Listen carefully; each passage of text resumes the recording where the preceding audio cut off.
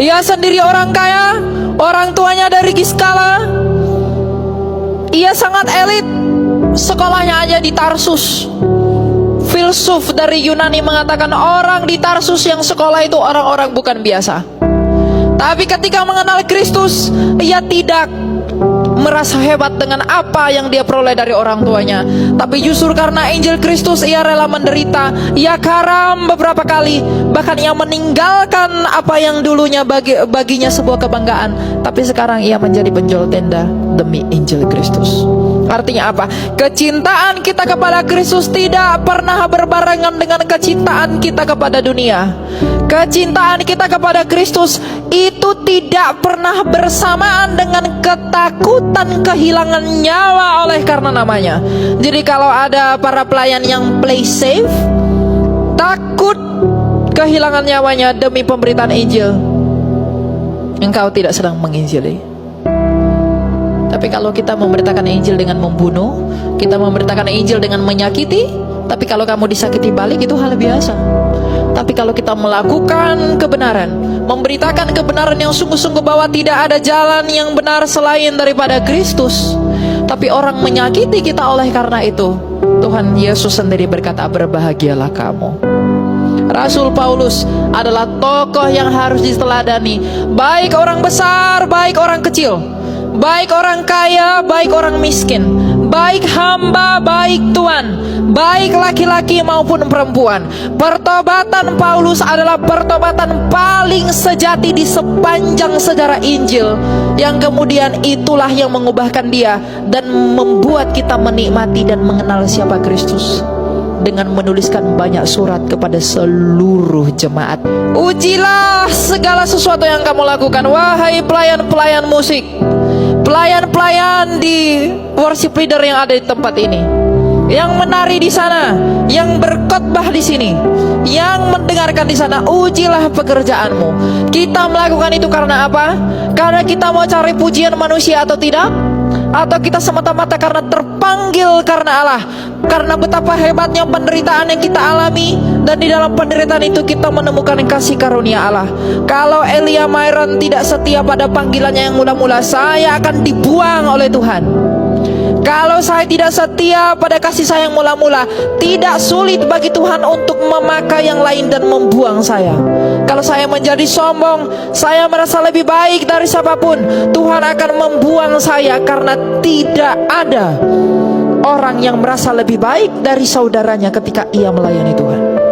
Kita akan belajar dari Rasul Paulus mengenai pertobatan yang sejati. Hari ini kita akan berhadapan dengan seorang rasul yang adalah Farisi dari Farisi, yang adalah orang yang paling terdidik dalam hukum Taurat, yang paling pintar dalam keagamaannya, yang paling hebat dalam praktiknya, tapi ia buta rohaninya. Ia berpikir dengan menganiaya jemaat orang Kristen, dengan menganiaya Kristus, dengan menganiaya jemaatnya, ia sedang berbuat bakti bagi Allah. Dan semangat yang seperti Rasul Saulus ini, itu sedang bangkit hari-hari ini untuk menganiaya orang kudus milik Allah. Tapi Tuhan datang untuk menghardik Saulus dan mengubahkannya menjadi Paulus. Di dalam pertemuan itu, Rasul Saulus yang begitu sombong, dia yang begitu congkak, dia yang begitu angkuh dalam semangat keagamaannya, kesombongannya dijatuhkan oleh Tuhan. Tadinya hatinya begitu buta melihat Tuhan, ia tidak melihat kebenaran Tuhan. Ia berpikir bahwa dengan perbuatannya taat kepada keagamaannya itu, ia sudah begitu hebat di hadapan Allah. Bukankah ini mencerminkan beberapa dari kita? Kita berpikir kita suci, kita berpikir kita benar, padahal sebenarnya kita buta, tidak mengerti kehendak Allah. Ketika Tuhan meremukkan Rasul Paulus, itu adalah kasih karunia. Ketika Tuhan meremukkan Rasul Paulus dengan membutakan matanya, pada saat yang sama Tuhan sedang menunjukkan kepada Rasul Paulus bahwa engkau bukan siapa-siapa tanpa aku. Dan sikap yang seperti itulah yang kemudian melahirkan pertobatan sejati. Bahkan akan menjadi penginjil yang terkemuka di sepanjang sejarah.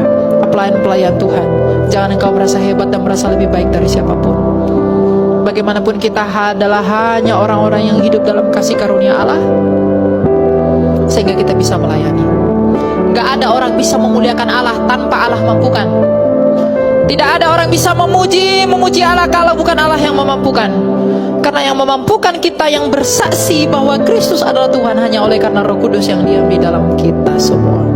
Jadi kalau hari-hari ini saya, Bapak, Ibu, dan semua anak-anak muda, kalau Tuhan saat ini mengizinkan Anda diremukkan oleh karena dosa-dosa kita, Tuhan mengizinkan kita mengalami kesakitan karena kesalahan kita, Tuhan mengizinkan kita mengalami hal-hal yang tidak seharusnya kita alami, percayalah itu adalah bagian dari kasih karunia-Nya, agar kita dihantarkan kepada pengertian dan kebijaksanaan ilahi bahwa kita bukan apa-apa tanpa Tuhan. Karena tidak ada pertobatan yang sejati tanpa penderitaan. Tidak ada pertobatan sejati tanpa mengerti siapa Allah. Dan tidak ada pertobatan sejati kalau kita sendiri tidak bertemu kepada kasih karunia Allah. Ketika dia mengerti bahwa dia bukan siapa-siapa tanpa Kristus, maka ia merendahkan dirinya, memberikan hatinya untuk bertobat. Tetapi ingat, pertobatan itu tidak hanya berubah tingkah laku, tapi pertobatan itu adalah mengarahkan hidup kepada Injilnya Kristus. Maka ketika Rasul Paulus, ketika dia sudah bertobat, apakah kembali ke dunianya yang lalu? Apakah kembali menjadi seorang penjahat? Apakah kembali dalam kefarisiannya? Apakah kembali kepada kebanggaannya sebagai orang yang terlahir dari suku Benyamin? Apakah ia kembali kepada kebanggaannya bahwa ia pernah belajar dari Tarsus? Tidak. Justru ketika Tuhan meremukkan dia, Tuhan menjatuhkan dia, dan dia sadar bahwa dia bukan siapa-siapa tanpa Tuhan, dan di dalam perkenanan itu dia menerima hikmat dan anugerah ilahi. Dan ketika Tuhan mengizinkan ia menginjili, dan ketika ia berdiri di hadapan para jemaat, dia mengatakan, akulah yang paling berdosa. Sehingga orang-orang yang tahu siapa Paulus, orang-orang yang tahu siapa dia, tidak mengagungkan dia sebagai pribadi, tapi mengagungkan Allah yang telah memberikan kasih karunia. Bahkan di dalam penderitaan pun Tuhan bisa memakai siapapun. Dan pertobatan yang sejati itu akan melahirkan sikap hati yang terpenting, yaitu kerendahan hati. Tanpa kerendahan hati, kita tidak akan mengerti bahwa segala peristiwa yang terjadi dalam hidup kita itu Tuhan izinkan dalam maksudnya yang kudus, untuk mengubahkan kita menjadi pribadi yang lebih berkenan di hadapannya. Tapi kalau kita sudah menjadi Paulus, ia akan berkata, akulah yang paling berdosa. Dan di dalam pengakuan itu, orang-orang yang mendengarkan akan melihat betapa Rasul Paulus dipakai begitu hebat.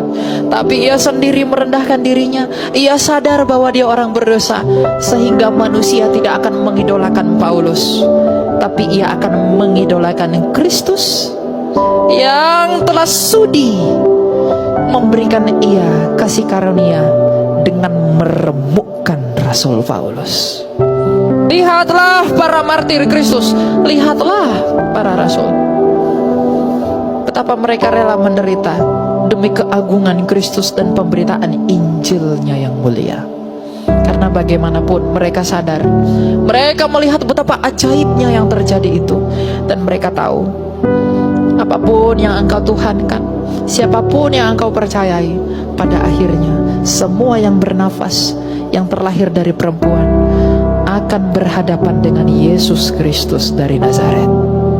Tapi sebaliknya, kalau kamu kehilangan uangmu, kamu kehilangan hartamu, kamu tidak kehilangan apapun. Tapi kalau kamu kehilangan Kristus, kamu kehilangan segala sesuatu. Maka ubahlah mindset kekristenanmu. Kalau Tuhan meremukkan kita, kalau Tuhan mengizinkan kita tersakiti, itu adalah cara Tuhan untuk menguji kita menjadi emas. Sama seperti Rasul Paulus yang bukan emas, tapi pada akhirnya menjadi emas. Paulus mempunyai